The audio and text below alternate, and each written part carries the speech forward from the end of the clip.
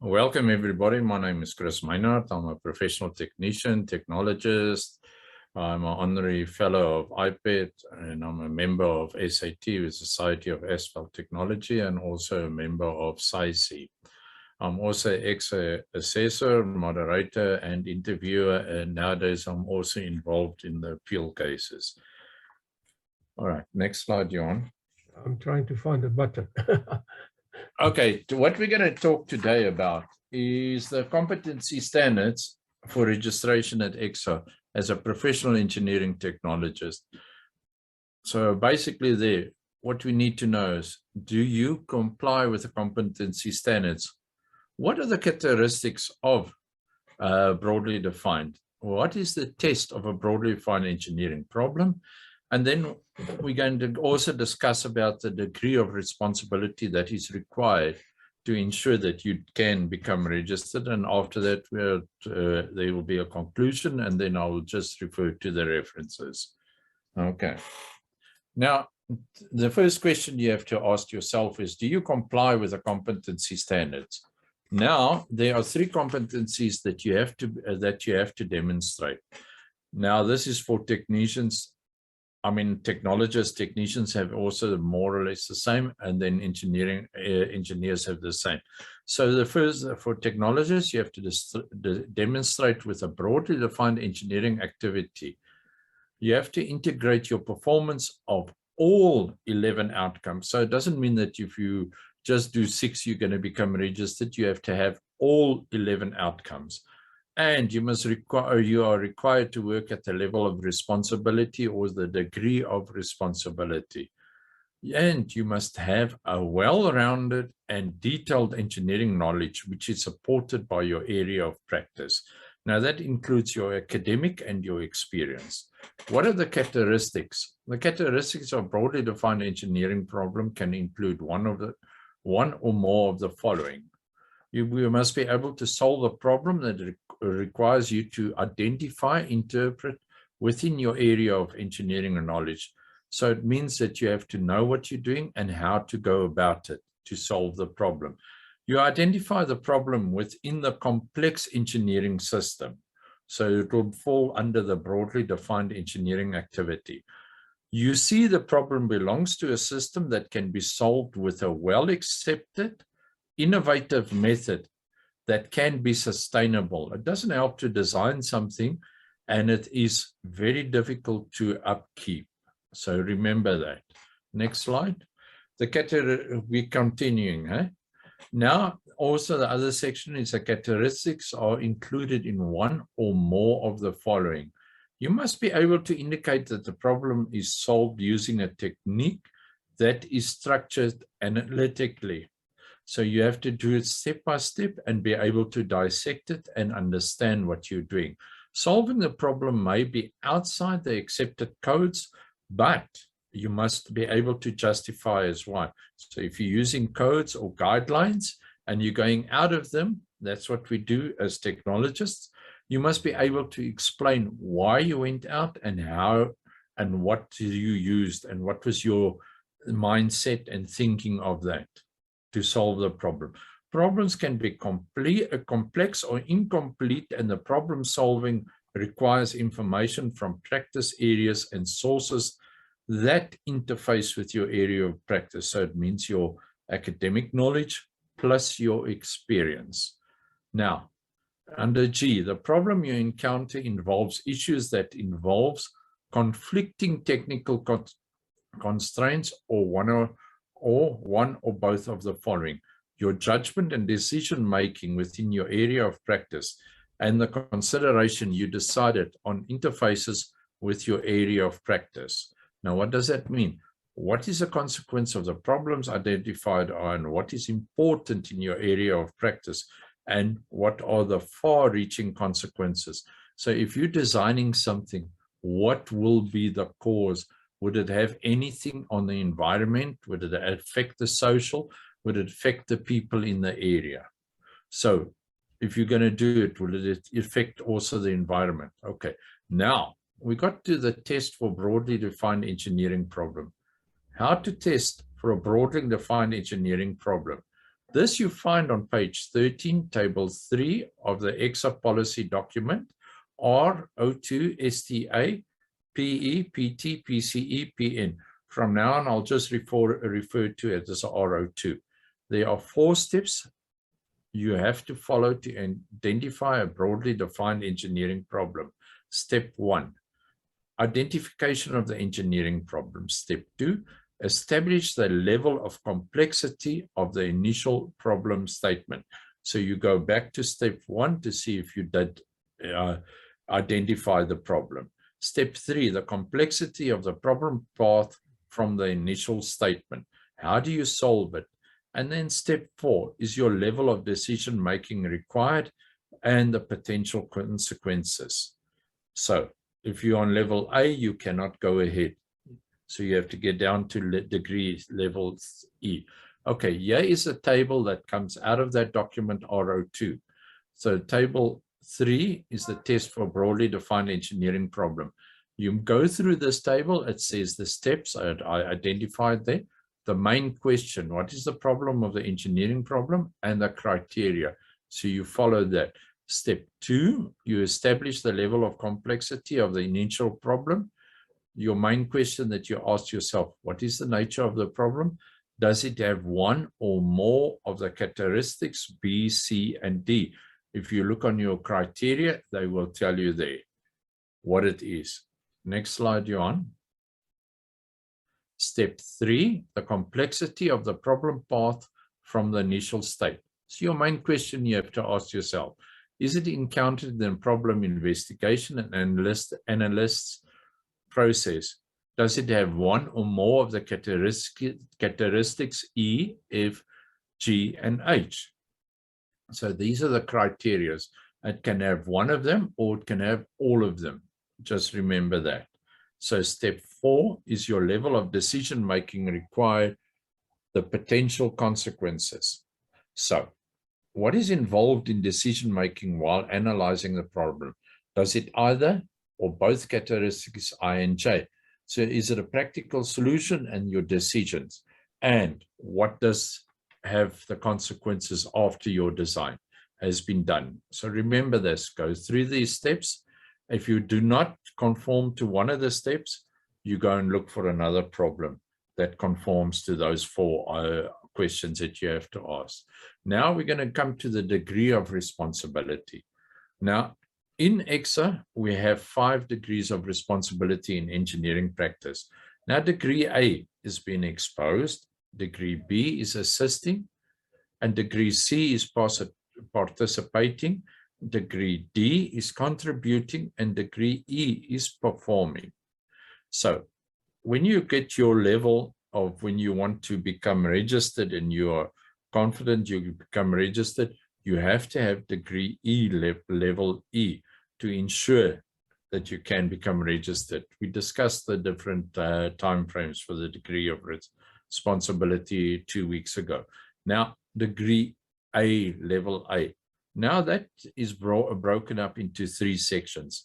Nature of the work, you undergo induction, you observe processes of competent practitioners. So you're just looking and learning.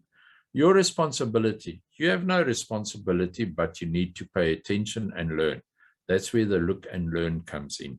Now your level of support, your mentor or your supervisor or both explains the challenges and the different solutions to the problem that they have to solve. Okay, next slide. Your level B, your nature of work. Here you perform specific processes under close supervision. So you're learning and they're showing you and you do it yourself. Your responsibility, you have limited responsibility for the work you do. So you're doing the work, but you haven't got a lot of responsibility.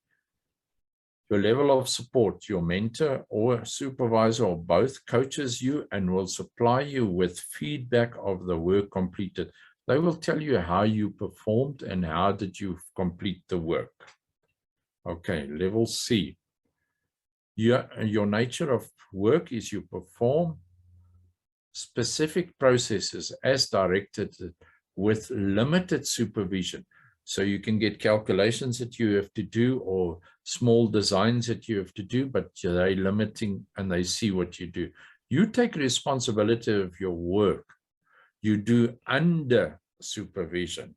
So level of support, your supervisor. If you notice your mentor is not here, it's your supervisor, progressively reduces the support, but will still monitor completed work done. They will sign it off. Your mentor will also monitor this, but your direct supervisor will check your work for you. Okay, next slide you're on. Okay, degree E. Yeah, your nature, you perform specific work with detailed approval of the work outputs.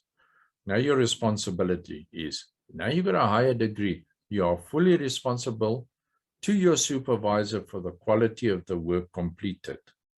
Now the level of support. You articulate your own reasoning. You articulate your own reasoning and you compare the reasoning that of your supervisor. So you explain to him what your design was, and he will tell you this is the way he saw the solution to the problem, and you discuss it. Now, degree E is where we require you to be working at that level of degree E to become registered. So you work in a team without supervision. You recommend work outputs, but you are responsible. But note, you are not accountable.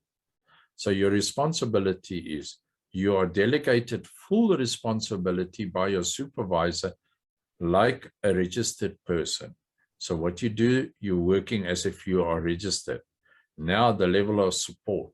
Yeah, you solve problems without support and can have also limited guidance from your supervisor. But there, I must state, the responsibility, although you got full responsibility, you cannot sign off documents and you cannot make major decisions without your supervisor. That's where the limited guidance comes from. He or she takes responsible for your actions. Okay, next slide. Here is a summary of the degree of responsibility. So if you look at your degree of responsibility, A is being exposed, the nature of work. This tells you what you have, where you are, your responsibility, and the level of support is who gives you. It is your mentor explains challenges, it's your supervisor mentor. And if you look at degree C, your supervisor starts coming in and taking over, and he's monitoring or she's monitoring your work from C, D, and E. Okay, next slide, Johan.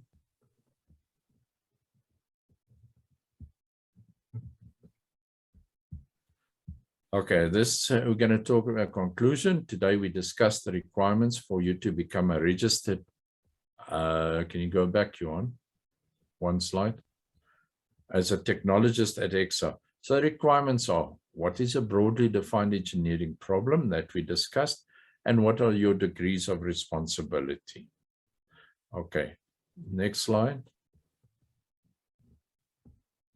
Now the references is RO2, what we discussed there, and it's your competence standards for registration in professional categories as PE, PT, PCE, PN.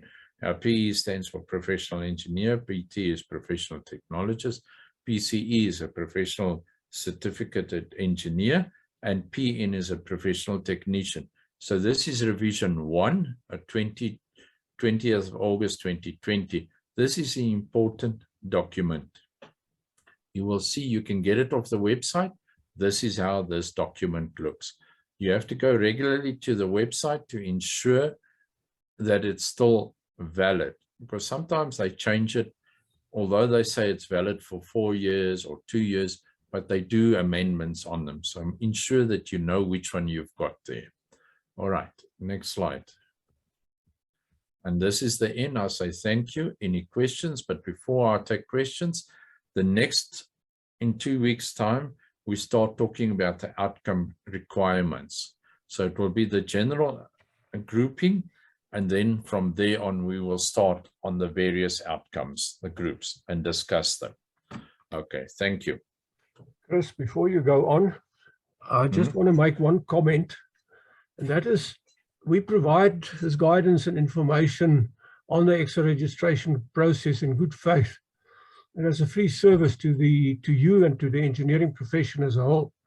But we cannot guarantee that if you do what we say, you will be registered. It will make it easier for you, but you must remember that there are different ECSA assessors and they might interpret ECSA requirements slightly differently. So, but we do our best within our knowledge and within our interpretation. But as I said, well, we cannot, at the end of the day, be held responsible if you don't get registered. But we try to help you as best as we can because we have experience in it. And as you see, Chris is he's an assessor. He's even up to the level where he's involved in appeal. What's done. So he's very experienced in the process. So okay, you're welcome to ask any questions around the registration that you have, difficulties that you have with filling in the forms or whatever. You're welcome to fire away. I see Michael. You can come in, Michael. Hi there. I didn't want to. I might be coming with a stupid question, but no, there's no stupid questions. Remember, a stupid question is if. Yeah. Sorry. I say Hello? a stupid question. A stupid question is if you don't ask it. Yeah, fool for a day and instead of being a fool for life. Yeah. I'm a registered civil technician with ECSA. Yeah. I qualified years ago in 91, 92 with a national higher diploma. My problem now is I should have registered then as a technologist or whatever it was called then. But now I want to register, but I do not have to. I think I'm just trying to figure how do I go about it. I think I do not have to do courses. I think to the BTech courses. I think I've worked since 1992. I'm registered since 2001. Okay. So you want to know how you must go about it. That's what you want to know. I think there's, am I right, Michael? Route. Yeah. Okay, you can go on to the RO2. Then you look at Appendix A. You've got many years of experience.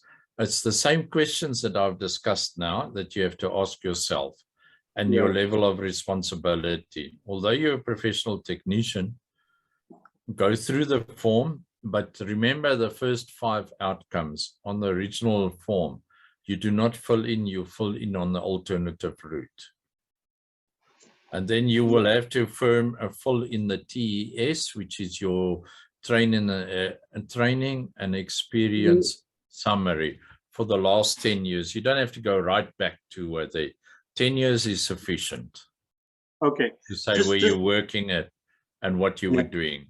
Okay. Okay, I wrote up everything for the TERS.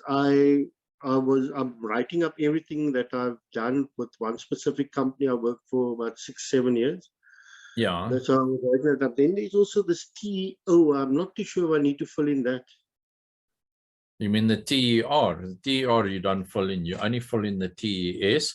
That is your summary. Yeah, TES, because the TER is where you have to have your BTech or your advanced diploma or your BEng Tech. So I just got to fill in the TES. I don't know, there's a TES, there's a TEO on, maybe I've got an old form. Am I so behind? I'd advise you to go to the website and download the current application form. Again, okay. You know, I was filling in this thing about 5-6 years ago when I was working. That's changed.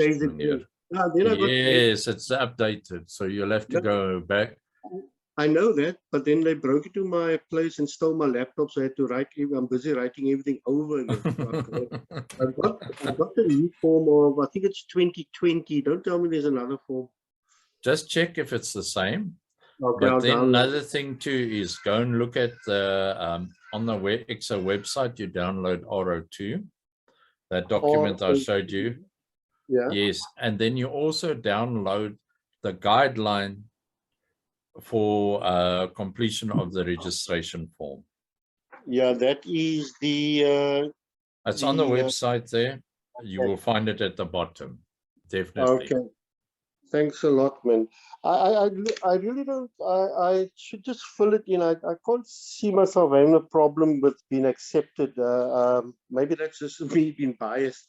I mean, so I've worked quite a hell of a long time in the industry, and You see what is what I want to tell you one thing. A lot of people come in and they say, I've worked many years in the industry and I should get registered. Remember, go through your form, go through those questions I discussed today, your standards, go through that, the RO2, look under the technologist section, and be brutal honestly with yourself. And you say, yes, I can do it, or I need a little bit of guidance here in a bit of more training, and do it that way.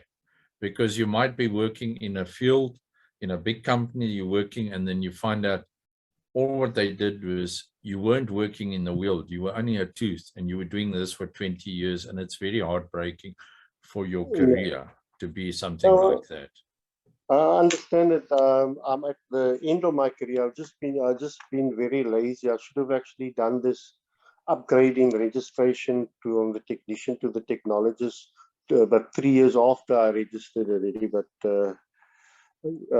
don't ask me why. Life happened. But thanks for the info. I've listened earlier to your statement, and I've been on the ECSA website. I'll try and get the later form and see if it's the same. Thanks a lot. Yeah. Okay, it's a pleasure. All right, I see Adrian is here. I can just add you on, and then we take Adrian. Okay. I think I just need to add that for other people who are who've not been working so long, but for such a long time, but who also would like to go the alternate route, if you have a national diploma, you need 8 years of experience after your national diploma, of which 5 has to be in a position of responsibility, in other words, at level E. So that would help to guide you in seeing how you, whether you qualify to register. Adrian, we were looking for you earlier, but we couldn't find you, and you must have had some problems connecting. Unmute yourself, and we would be very happy to listen to what you have to say to us today.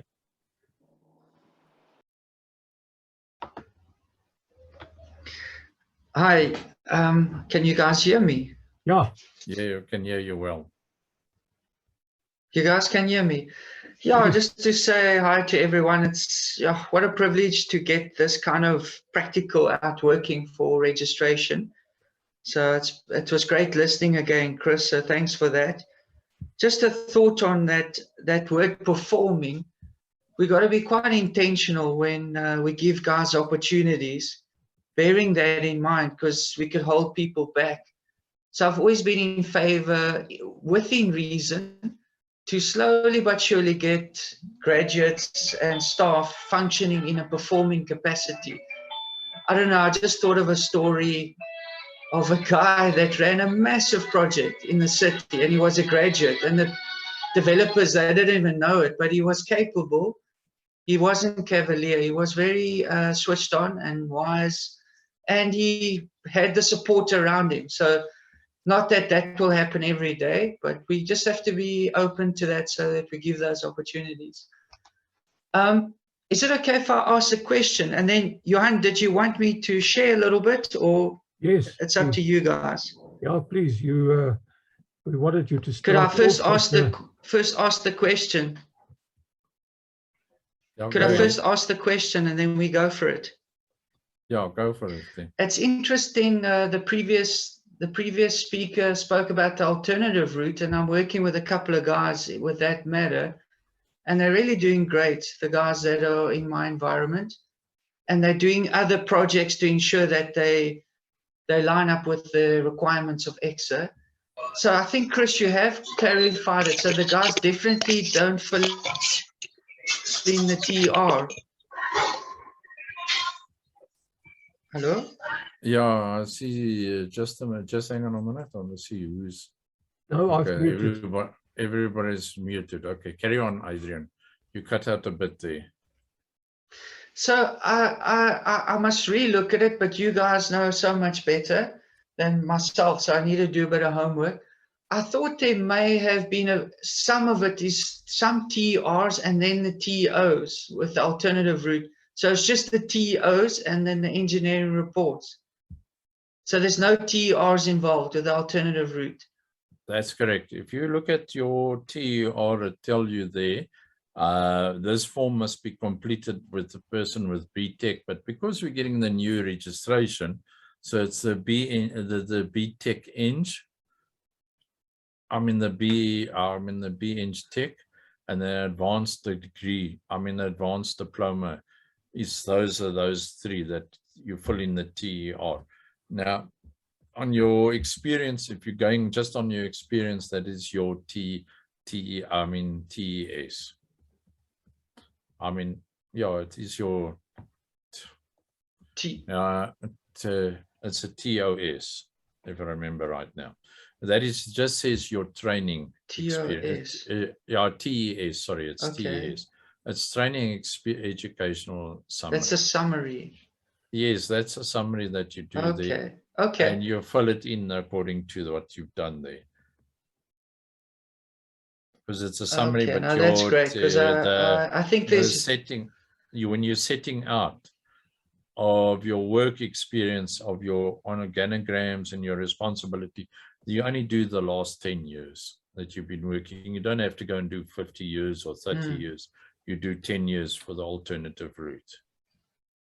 Because that we just want to see there. Okay, it's good to know because I've actually need to correct that, because I asked the guys to actually give a bit of a background even before the 10 years, but we'll just then work with the 10 years and they work can from give there a bit onwards. of a background there that does help us as assessors to assess, but they would like 10 years, but some guys have got 30 years, so they've got 30 forms, and it's quite a lot of forms to fill in, to work through as we are assessors and moderators, and that we do this in our free time. We do not get paid by ECSA, so we're doing this voluntary, and that's why it's called a peer review always.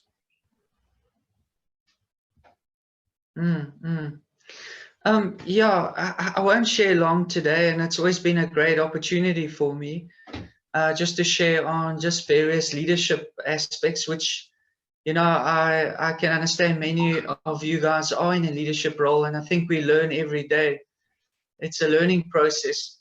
But as you'll know, on the one hand, we're growing technically and we're growing professionally, but at the same time, there's a need for leadership in our industry, in different managing roles, or running companies, or in consulting firms, or running teams.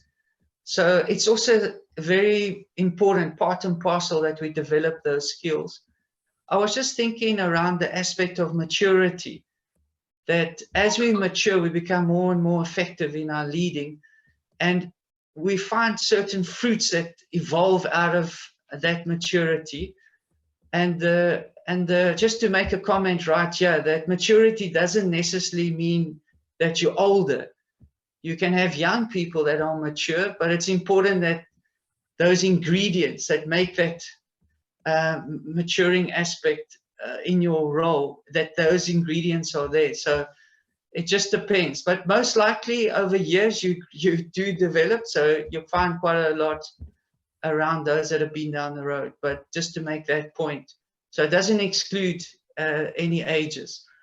I just find that in that maturing process, it's a lot about your identity, knowing who you are, what your limitations are, what your strengths are, And it actually shows that if you're threatened by others, you'll tend to, is the word block, or you hold them at a distance, which is a dangerous situation. Or your insecurities could be extreme, where you just let things go and you don't even lead. So it's important to really find strength in knowing, hey man, this is where I'm at, and also understanding that it's once others around you are also developing and growing, it enhances your leadership role. So that to me is such a big thing in that maturing process, not to be threatened by others that are growing technically strong and all those type of things. So that I found in my own journey a very important aspect, and that's where confidence also comes out, a confidence in yourself and dealing with people. So yeah, that was the one aspect. And then how in the maturing process also how we react to situations when we're under pressure, those type of things, that especially in our communication to people. I noticed this one coach in rugby, I noticed the sports are starting to happen, that he was losing it with the players and swearing. It was children, a whole lot of children, and he just lost it completely. And I thought, yo, I'm glad I'm not being led by that person. And there's a calmness that one must have. There is a place for firmness, there is a place for discipline, but it's important in our professionalism that we don't lose it, that we maintain our stability when we lead, because then that builds a basis of where people can have trust, and there's an environment for growth, that people feel secure in your leading.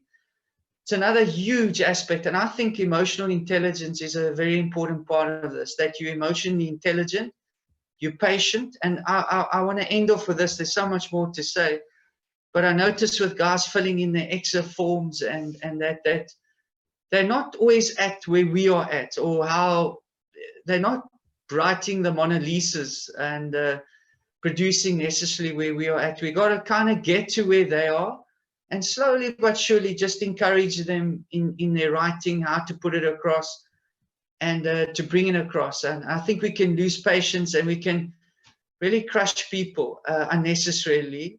And there's some things there to work on. And then overall, I find what is synonymous with leaders that are maturing and that they can hold it together with their communication, they're secure. You find that it brings about a unity and a camaraderie, which is so incredibly important. Not that everyone thinks the same or does the same, but in that diversity, we're all going towards a common goal of growing technically and working together. So those were just some points very briefly, and to encourage you and I to keep at it with this huge pressure that we are under, that we go with those things. So yeah, thanks for the opportunity, and thanks for answering the questions. Thanks, guys.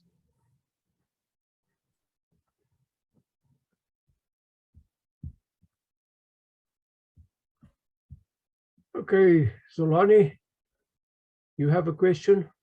Thanks, Adrian. Oh, okay. Good morning, good afternoon, guys. Can you hear me? Yeah, we can hear you well. Okay. Sorry, I have a question, but it's not actually a question, guys. I just want you to confirm for me what I did to my report was correct. What happened is that I submitted at ECSA to register as a professional, and then ECSA refused me because of what I identified, because of outcome 1, 2.1, 3.1, as well as 9.2. And then what I did is that on my initial application, I see that I was shallow in reporting what I did. And then now on this report that I will report, I want you guys to confirm that I did analyze the problem and define it broadly. My problem was I was designing a regraveling road. What happened is that in analyzing my in-situ subgrade, I only, in my initial application, I only ended in the CBR as well as in the DCP. Now, what I did now is that I did analyze the particle size distribution of the in-situ subgrade material. as per the material passing each sieve, so that I can get an idea of how is the particle distribution of this failing subgrade, because I want to define it broadly. And then in defining it broadly, I linked up the existing defects that I identified during my visual assessment, which were potholes, corrugations, as well as the loose materials. So now, in defining my problem, I discovered that the material that is in the subgrade is more fine particles than coarse particles. The fine particles that are passing the 5 mm sieve. That's how I define the problem, is that the subgrade doesn't have a good particle size distribution of the material, because when I read the standard, it talk about getting to the base, the fundamentals in the cause of the problems. So now I just want to guys at least to confirm for me that I did define broadly when I did get into the particle size distribution and the cohesion, like the PI of the material, which is causing the ZBR to be low, as well as the DCP rate to be low. And then now the subgrade have potholes, and then as well as corrugations because of the more loose material and low PI. I just want you guys at least to confirm for me, because when I was writing my initial submission, yes, it was shallow because I was talking about structural defects, not mentioning the actual structural defect that I identified there on site, as well as functional defects, but not mentioning exactly what I identified there on site. Okay, can I come in there, Johan? Please. Quickly, let's go. Yes. All right. First question you have to do is to ask yourself, these questions are discussed today. You know, what is the project? Is it a broadly defined engineering activity or not? Then when you come to outcome 1, what does it say? Define, Yes. investigate, Define, and analyze. investigate, and analyze. Yes. Yes. So what does that mean? Is 1.1 is you identify the problem. So you go to the table that I discussed earlier, Yes. to find out if does it conform to that for a broadly defined engineering problem. Then investigate. What does that mean? That means you actually collect information. Yes. Am I right? Yes. Yes. And analyze is the third part, which it says your assumptions that you made. You haven't done basic, you haven't done a full a full design. You make assumptions of what you see on the information that you've got.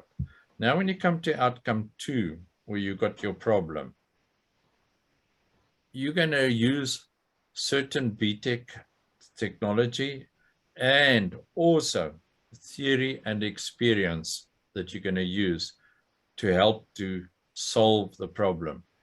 Then you go to 2.2 is you don't just, if you hit the jackpot, then you must be very, very good in your work to get the final, the design straight away. So what did you do? You play around with certain solutions to get your proper solution. And why did you? So you discuss 2 or 3 solutions, rather 3, and then you tell us why did you choose this last solution. This solution, it could be due to economics, it could due to be a sustainability that you discuss. Then your 2.3, you discuss your specifications. Did you write up specifications? Yes. It doesn't necessarily have to be a tender document. It could be special specifications. It could be the specifications you written on a drawing on the side that you adapted it for your purpose. So remember, 1, 2, 3, 9, and 10 interlinked with each other. Keep it to one project. Do not use it for do 3, 4 different projects, because it's very difficult for us as assessors and even meeting. Did you go to experience appraisal? Or did you go to professional review straight out? No, I went to experience appraisal. I went to experience appraisal, and then they said on the interview I couldn't like demonstrate the competence. Okay. Now another thing, before you go to any interview, you practice. If you're going forward, then you go and look at the document there in ECSA. There is in the one that's, I think that's R01. It explains the different interviews and how you must prepare for them. So that's what you do. So you write your report and you go through it there. Okay. Does that answer your questions there? I'm not going to tell you what it is about your CBR and that. You have to go and tell them what methods you're using to use there and what type of standards you're using. And you're going to a technician, he uses guidelines. He does not go basically out of the standards. Technologist goes out, uses the guidelines as a guide, and he goes out of the standards to solve the problem.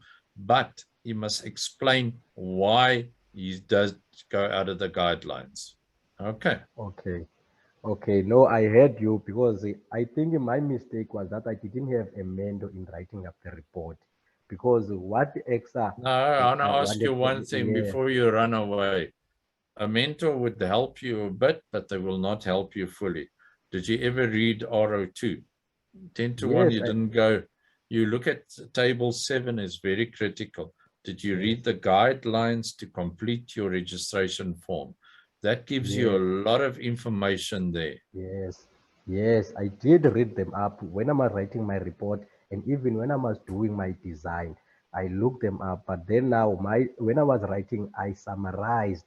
That was my problem. I didn't get. No, you can summarize, but do it in bullet format and do the points, the critical points that you discuss. You don't discuss pages and pages of the problem. You write there like investigation. What did you do? You did your grading analysis, or you did your attribute limits. What was it? Why did you do it? Those are the things that you discuss. What did you find with the information that you received? You found out the PI is very high. What did you do to reduce the PI? What tests were you doing? Why did you do that test? Or you used another test. You used a hybrid test, a new technique to solve the problem. That you have to look at, because we're not getting natural materials. So I'm not going to labor on this too much. I think I did speak to you previously on ECSA, if I'm not mistaken, because your name seems familiar to me. Chris, can we go to the next question, please? I need to go to others there, please, only. I think we must go to Mr. Yangwa. Am I right? I see you written a question about CPD for your registration. Yeah, that's correct. That's correct. You can, for the IDP, it's individual personal development, that you can use your Australian ones to show that you are actually keeping abreast with the technology when you're doing your registration is no problem, because it's IDP, it's not CPD. Once you're registered at ECSA, it becomes continuous professional development. Okay. All right. Is that the question? And what's the next one you want to ask?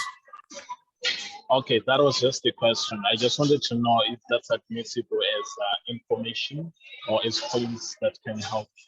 Okay, we've got lots of questions. Can you please go on? Okay. Okay. All right.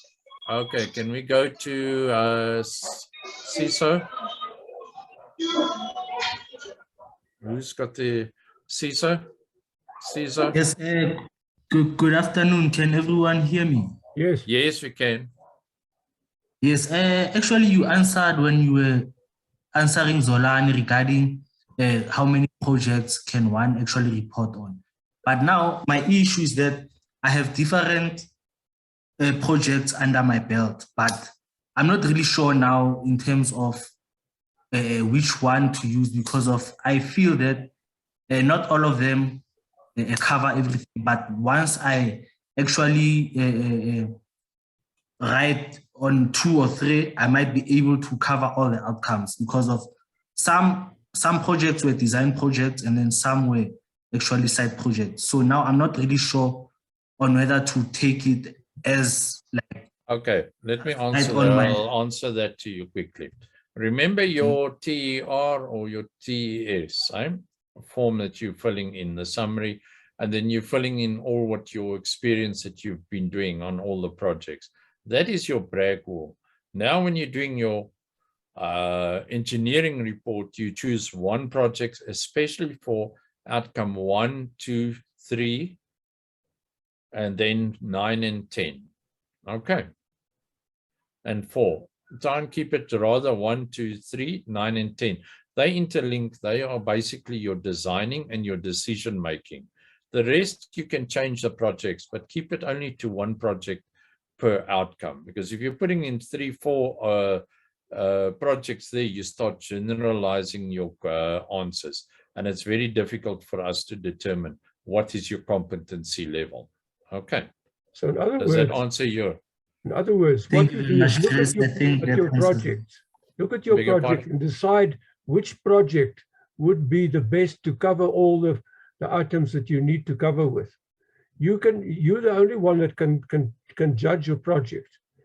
List them and see which one is the best one that complies to all the requirements. Okay, thanks. All right, can we just go? I just want to answer this one question, a written question of Oracle. He says, good day, my question is in regards with candidate registration. I recently registered as a candidate technician while I was busy studying my BTech degree. Now I've completed my studies and I want to find out, is there a way that I can convert from candidate technician to technologist? And what process do I have to follow? You complete your form as if you were never had any registration, and you state as for a candidate, you want to change, go to become a candidate technologist, and they will look at it because you're going to say there you're already a candidate technician, you can convert. So you do the application as if you were doing the same as for a technician. That's it. Okay. And then I see Sandili says, what should I register for if I have a BTech electrical engineering, but working as a technician? Now, today's talk was those questions you have to ask yourself. Are you really working as a technician, or are you actually working as a technologist? So that you ask yourself and you determine on that there. Okay, anything else? I see, Adrian, you've got a hand up.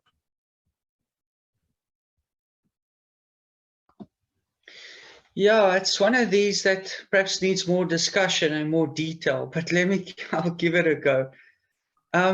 Which is better from an ECSA perspective? You know, in the bigger organizations, there's a lot of departments. So here's the one scenario. You go to every department and you spend a relatively small time in each department, or you focus in on the departments that is relevant to what ECSA needs, I suppose, if I could word it like that, and you spend more time growing in experience and yeah, so you go to fewer sections, developing your portfolio like that. So I was just wanting to get your guys' perspective on that. I don't know if that makes sense, what I've just put to you. Okay, I understand what you're saying there is. You're saying basically, if I understand right, you want to know if you're going to spend small sections of time there with different departments, but it comes to your final outcome. Am I right? To become registered. Now, well, it may not. That's why it needs a bit of discussion. Okay. Well, I'll tell you, I lean more towards, okay, you tell me what you think. Okay, basically if you're working in an area, it doesn't matter what position you are in or what area you're working, study the ECSA document and see what is required for your 11 outcomes.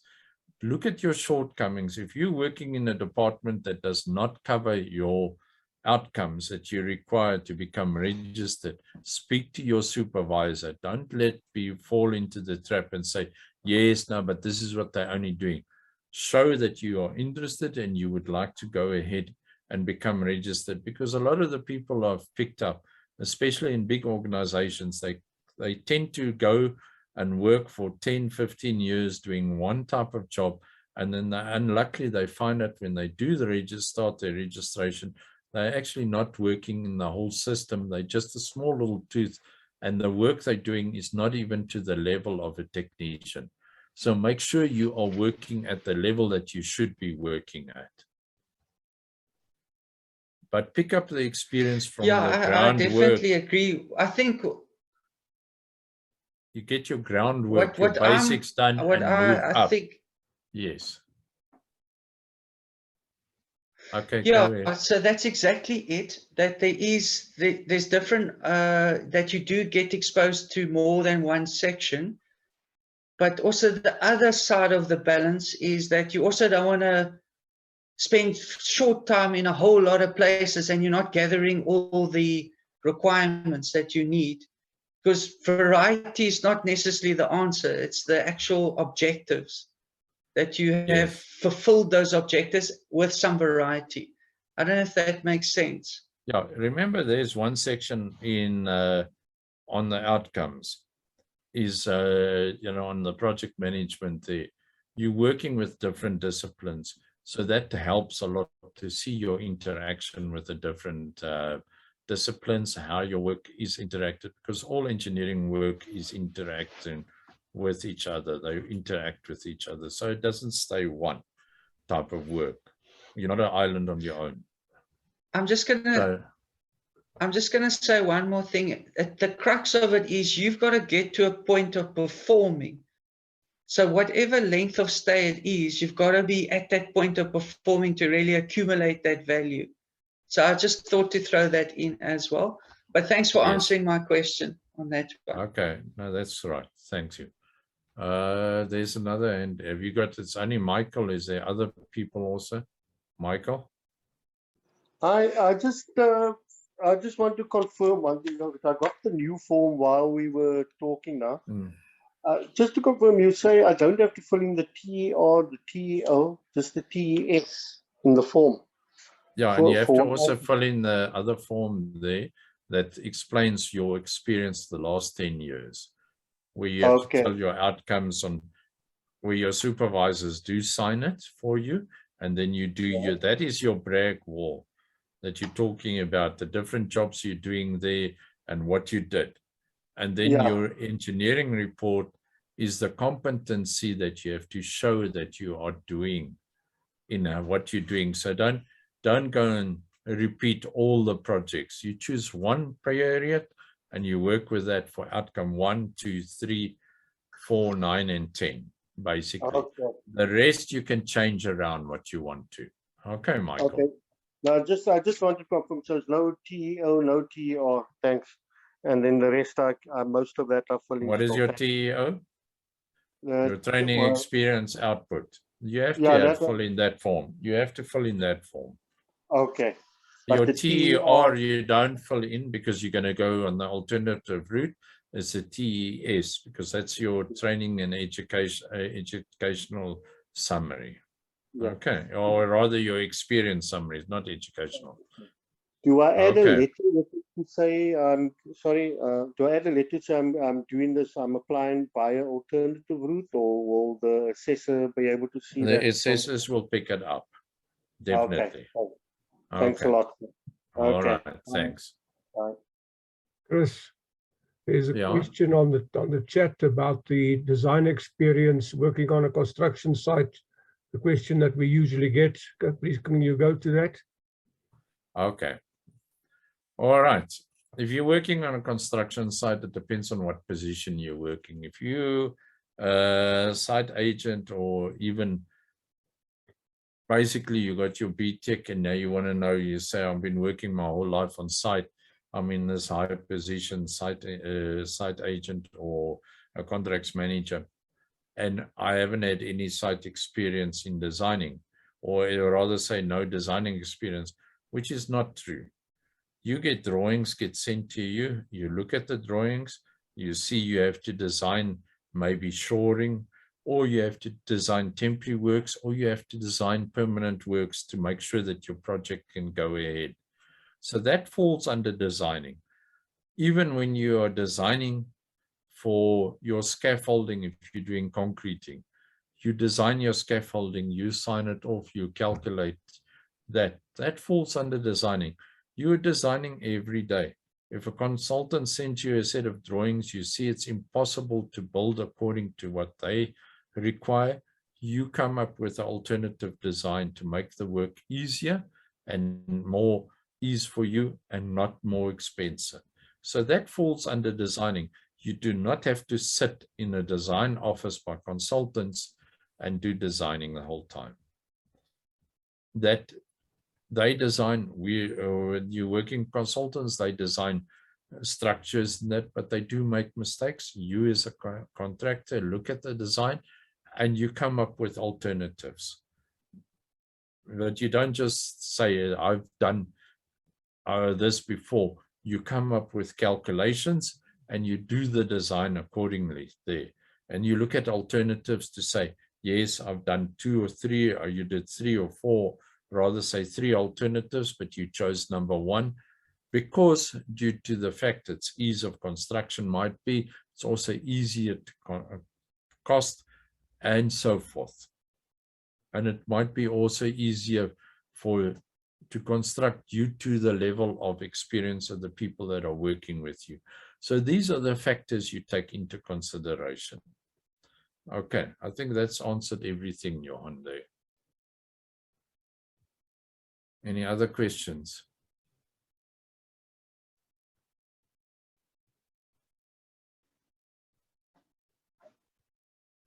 When you had a question earlier, and because we were busy with some other guy, I had to mute him a couple of times. I don't know whether he still has a question.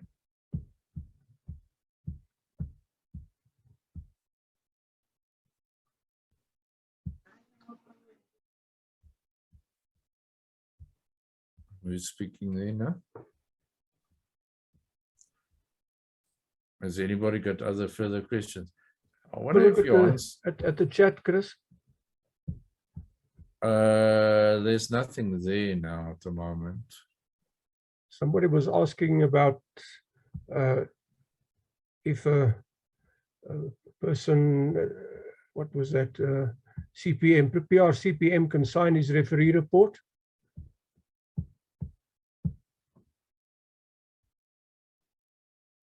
Let me just see where that is.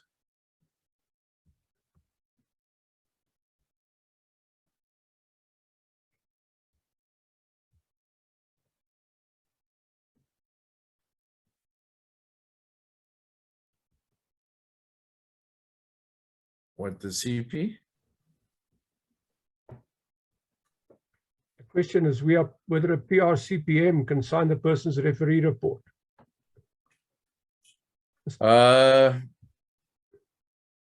They can sign it if they're the direct supervisor, but then they'll have to add another referee. So they will have to have 4 referees.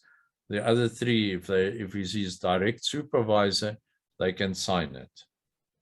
But then the other 3 referees will have to get other 3 referees, which are usually their colleagues and that can sign for him. But they must be his colleagues and that must be registered by ECSA.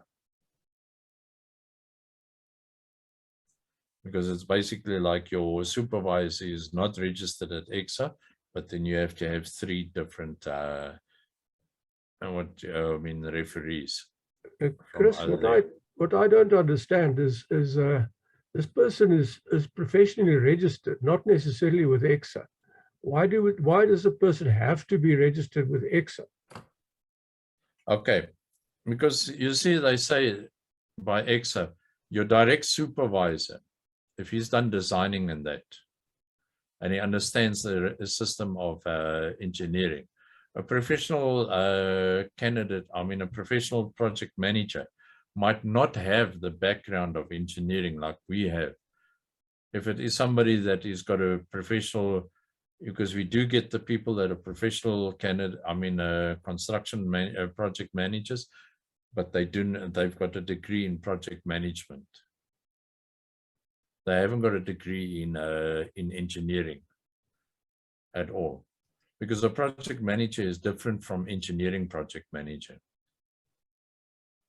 what we do. So this is where it falls under. That there must be somebody registered at ECSA. They've stated there, if you got a technician and you are applying to become, it can be a professional technician, and you're applying to become registered at ECSA, you can use him if he's your direct supervisor, but then you'll have to have another, have an extra. You've only got 3, so you add in an extra referee. That's what they've written down there, Johan.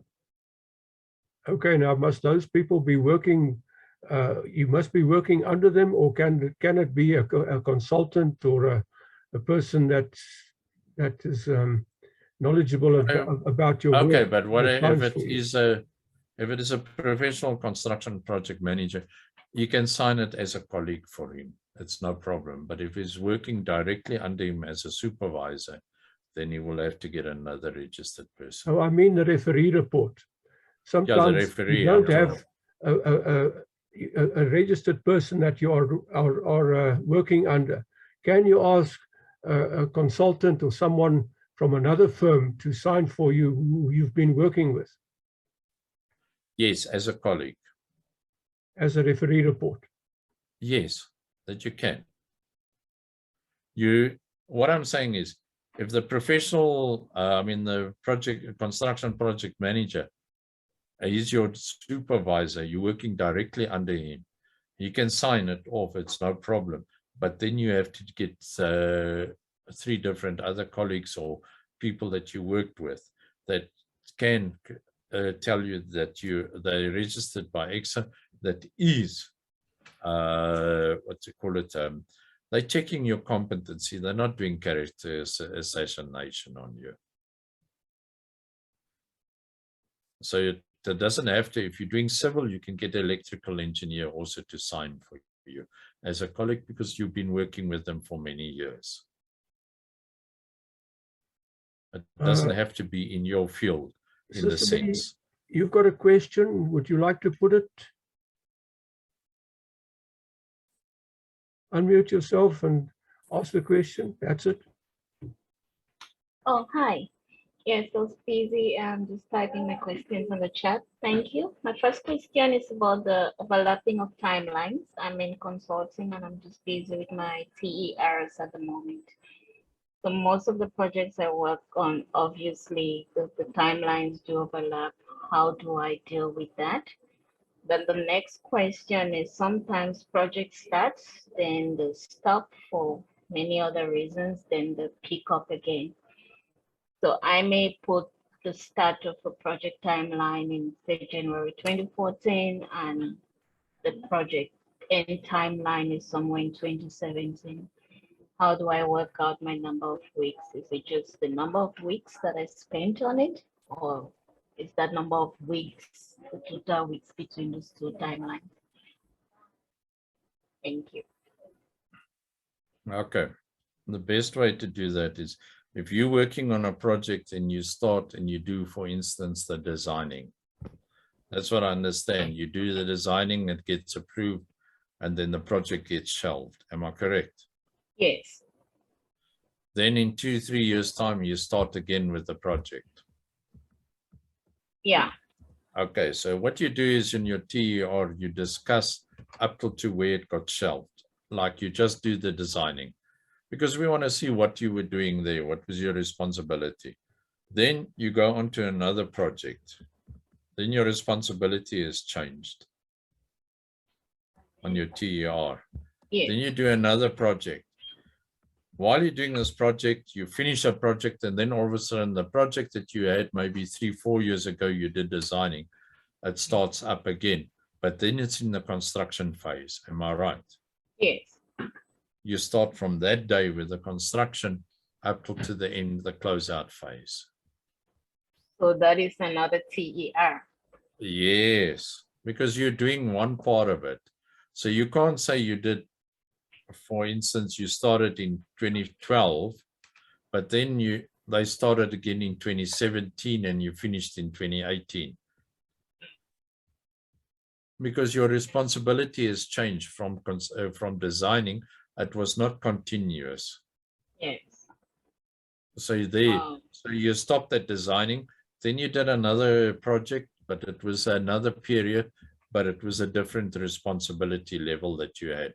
So remember, when you're doing projects, you can change your TERs accordingly. And if you get overlapping, what I said to the people always, look at the best project that will get you the best outcomes.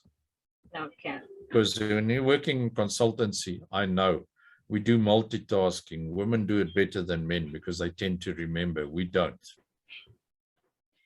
Okay. All right. Thank you very So much. choose the best one. Choose your best project that you do. Remember, you tell this is what I've been doing, and that's it. You discuss that. Remember the TRs, which are not the TRs, yeah, it's those reports that you're writing, yeah, your training and experience report. That is your brag wall. But when you come to your engineering report, you choose one project for outcome 1, 2, 3, 9, and 10. It's easier for you to remember. Okay. Then when you do project management and all those, you can choose different projects there. Okay. Okay. And also Thank the you. ethics too. Remember, one thing I want to ask you people, and I'm going to tell you everybody there, is go and read the code of conduct for a registered person. Read it, especially section 3. And look if you ever had situations like that, to do the ethics there. Do not tell about people that got stealing your generator, or they stole the contractor's generator and the police came and then you arrested. That's not ethics. We're looking for engineering ethics there. And do not also put them, I've had cases where the people actually attach the minister's written to say how good you are. We're not interested. We want to know the engineering ethics that you need. Okay. So Okay. Thank you very much. You mean you Okay. don't want to know whether the guy is a Sunday school teacher? Yeah, you find out some of them are the worst. Any other questions, guys, before we close? You seem to be very quiet today. So Welcome there's to 2 ask. other new questions there. I tried to answer the one about the 3 years after the BTech. You have to have completed your BTech, and 3 years after your BTech before you can register as a technologist. 3 years is the minimum, but most of us don't get to the level to be working at level E within the 3 years. A lot of people only after 4 or 5 years work at level E. So don't think that you must register after 3 years, or that ECSA must register you after 3 years. ECSA register you on the basis of the outcomes that you have provided. And remember, they don't know you. They only have what they have in front of them. So they can, if you write a bad report, you're not going to get registered. You must make sure that you write a very concise, clear report that answers all the questions and that shows that you comply with all that you have actually satisfied all the outcomes. Remember that. Just one point to be made, add on to that. It's a minimum of 3 years with 1 year of a degree of responsibility E. That's included in your 3 years. So just remember that. I see Jay's got his hand up. Okay, you can ask your question, Jay. Good afternoon, everybody. You brought up something just now about the alternative route, that you should have a certain amount of level E experience with the work experience as well. Can you just repeat that, please? Okay, if you got a diploma, that is 8 years with 5 years of a responsibility at degree E, which is included in the 8 years.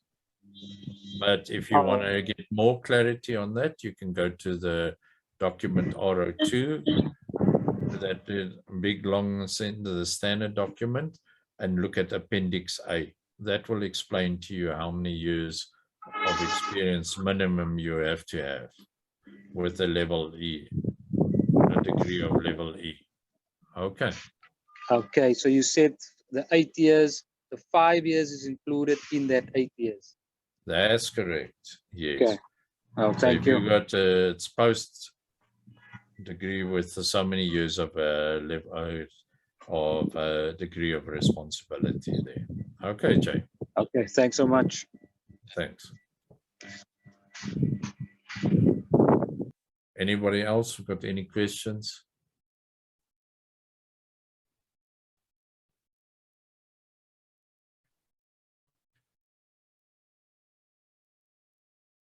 There's a question on the chat, Chris. Avuyile, you've got a hand up. You can fire your question. Thank you very much, Mr. Jan and Mr. Yuan. I think, yeah, just to clarify or to gain clarity with regards to the 3 years minimum. So the 1 year experience, which is the 1 year inclusive for level E responsibility, is that for the full project life cycle, or is that particular outcomes that within the 11 outcome band that you need to fulfill for that minimum 3 year experience for you to qualify or to register as a PR tech? Okay. If you're doing one project and you've got a 1 year's experience, or if you're doing various small projects, but they're giving you the responsibility of level E and the degree of responsibility of level E, that is fine. Because some of the people they've got, maybe they have to design a small project which has the outcomes that is required on the level of broadly defined engineering activity, and they might be working 6 weeks and they've done their design and they've completed the project, but it must be total of 50, the total of 1 year, which is 54 weeks, if I remember right. 52. In a year, or it's 52. Yeah, there's 52 weeks in a year. So it must add up to that. Okay. All right, no, perfect. Thank you very much, Mr. Chris. Okay. Ron, don't you like to tell us a little bit more about your website on the CPD and stuff, please? There's just one question in the chat group before Johan can come in.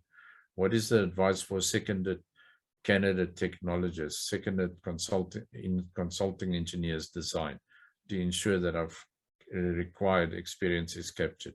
It depends on what you want to get out of there. Make sure that your design is onto the level of a broadly defined engineering activity. That's all I have to say. Make sure that what we discussed today, it's on that level that is required there. Do you want to add anything on that, Johan? No, I don't think so. Okay. I think you have to judge and see, are you working on that level? Because you've been put in that position so that you can gain the experience. So make sure that you gain experience at the right level while you're seconded. So make the fullest use of your opportunities. And if you don't get it, go and look for it. Go and ask for it. Go and volunteer to do stuff, even if it's not part of what you're supposed to be doing. Johan, would you like to tell us more about your website there? Thanks. Yeah, for sure. I think the terminology of the toolbox talks and the associated thing fits in perfectly to what I'm going to talk to you about now. For the people that's on the group, you can ask Johan, you can ask any professionally registered individual, and you can ask him this question: what were the two most difficult things, or the things that you regret the most that you didn't do prior to your professional registration? And I bet you 90% of them are going to say, number one, I did not keep a record of my activities that I did during the years. And now I have to go and figure out what the hell I did in 2015. And I can't remember all of that kind of stuff. And that is a massive problem. And then secondly, on those projects that I worked, I can't remember the outcomes or the level that I was operating on. And that seems to be a major problem. So in light of that, and part of that, the CETA funding, but that doesn't pertain to this specifically. I've designed two tools that you might be interested in. The first one is the Excel spreadsheet, and I'll show you that right now, which is a free tool that you can use. Johan, just disable the share screen. That you can use, and I'll send it to Johan, and Johan, whoever wants it can most probably get it from you. You can share. Right, thank you. Can you see it? Yeah. So this is a spreadsheet that was designed.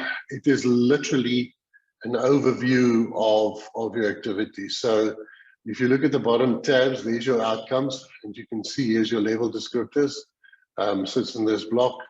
Your degree of responsibility sits on this side, and here's your 11 outcomes. So just for information's sake. But if you go back to the workplace training plan, this Excel spreadsheet does exactly that. So you've got on the left-hand side, and you'll see the white side. That's for the candidate to complete. So your project number goes in there on the top left. I'm busy there now. Under candidate plan and record part A. Responsible supervisor, and then the project activities. In other words, what are you doing on the projects? Start and end date of the specific project that you're working on, the weeks that you've worked on it. I'm working from left now to right, the status of the project, and then here you go.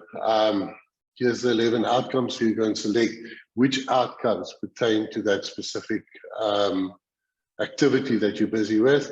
And then you've got tick boxes here, which is your degree of responsibility. So you can tick them and you can progressively see as you move forward. Then on the gray side, that's your mentor side. So the meeting date, you can capture it there. And then you do an assessment on the outcomes. Remember these outcomes? You can, with your mentor, do an assessment on those outcomes and see what you need and what you don't need and how you progress. The same with the assessment of the degree of responsibility. So you have a look at that and you comment on that. I've built in supplementary training as well, because sometimes you forget that when you're working on projects that you should actually be upskilled on the various contracts in the built environment. So you capture that in any recommendations is made there. So it's a simple spreadsheet, works straightforward. It's available if you guys want to use it. Then what I've done, I've taken this spreadsheet and I've converted it into a web application. Let me just reshare the screen.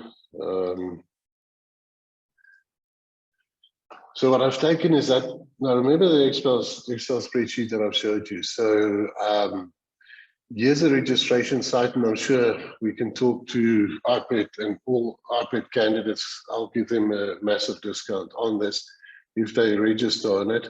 What it does, it explains the development cycle. There's lots of information on there that you can go and have a look at. You can have a look at what is the application all about, so it tells you more about it. Contact us and you'll have your own account. If you register on it, then you will be registered on the actual workplace training plan app. This is the engineering diary, for lack of a better word. So you can see it as a engineering diary. So you'll have a secure username and login. And here's your application. So you've got your profile, you've got your projects, you've got your reviews, you've got your mentors, you've got your workplace training plan, which I'm busy trying to see if I can't convert it into a training and experience report and then change password. But let me just show you how it works quickly. If you go to my mentors, right, you can have two types of mentors, top left, project mentors and profile mentors. Profile mentors could be mentors that's on here that you engage with. but they're not linked to any one of your projects, but they're there so you can capture them, you can use it. Then you got project mentors. In other words, you can link mentors to specific projects that you're working on, right? So step number one, you go and create a project. So you go and add a new project. I've already added one now to show you what it looks like. Same as your TER, project number, project name, how many weeks you're working on that project, start, end date, what's the status of it, and what is your designation on the specific project. Now you see on your right,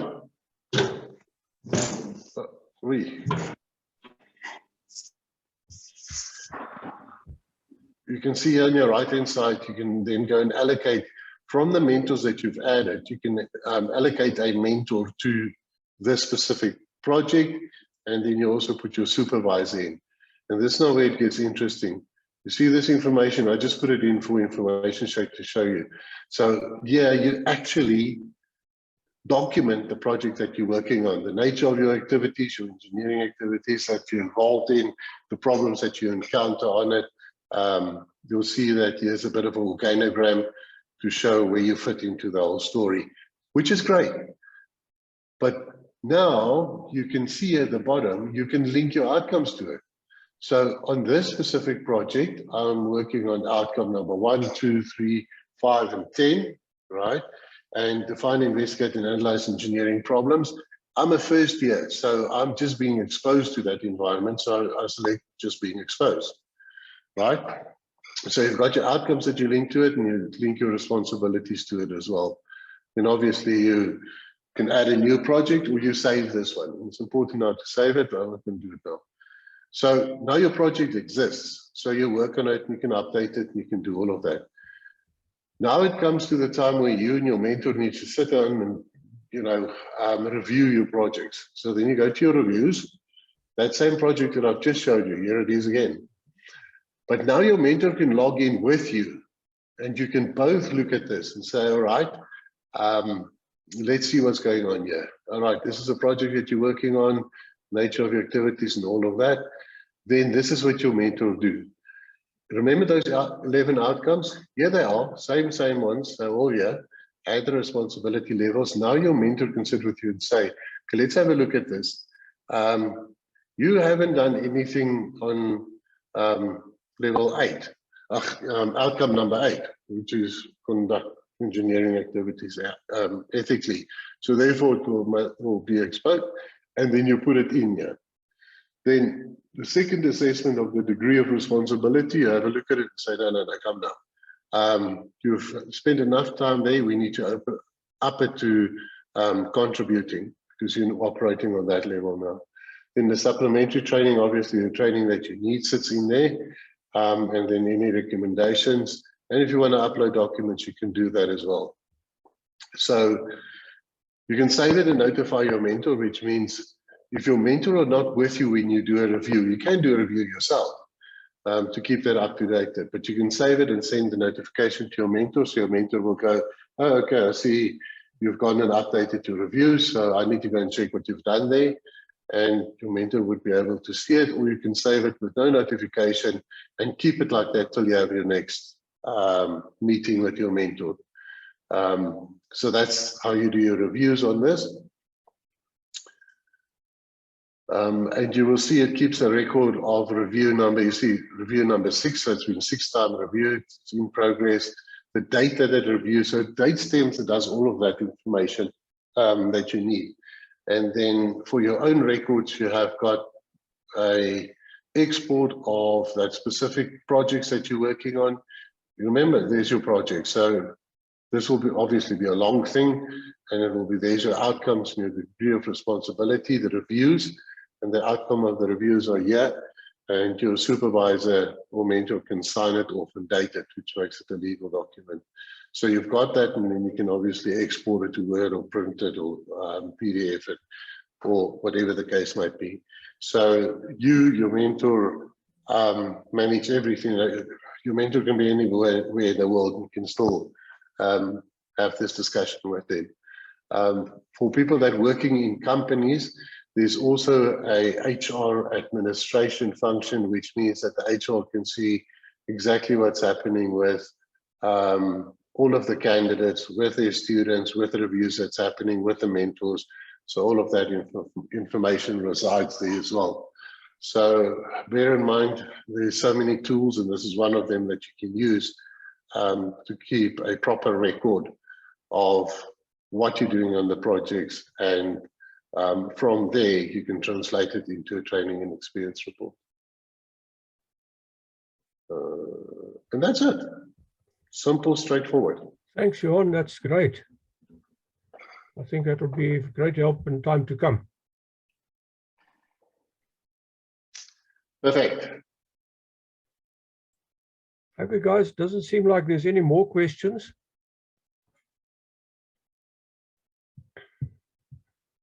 I think we can call it a day. Thanks everybody for joining us. Remember, next time, in 2 weeks' time, Chris, what did you say we're talking about? We're talking about basically what we're going to do is start talking about the different groups and where everything interlinks. And then after that, when we start talking about the different outcomes, you know, in the groups of A, B, C, D, and E, we're going to talk about the 5 groups there. I see Puli has put her hand up. Ask a question quickly. Puli? No. Thanks, Chris. I was actually clapping to say thank you to everybody. Oh, okay. Okay, thanks. So we're going to start our journey further on down the line of all the outcomes, explaining them, but it will be in a general context to help you understand what is said there. You're not going to be spoon-fed because each person has got a different type of writing, style of writing, and also 2 people can do the same project, but 2 different aspects will be put out. So it's your individuality that will come out in your reports. So remember that. Okay, guys, thanks a lot. As I said before, this is brought to you by IPET, the Institute of Professional Engineering Technologists. If you're a graduate, you're not registered yet, you can be a member. To apply for membership, it's free. And the first year of membership as a graduate is free.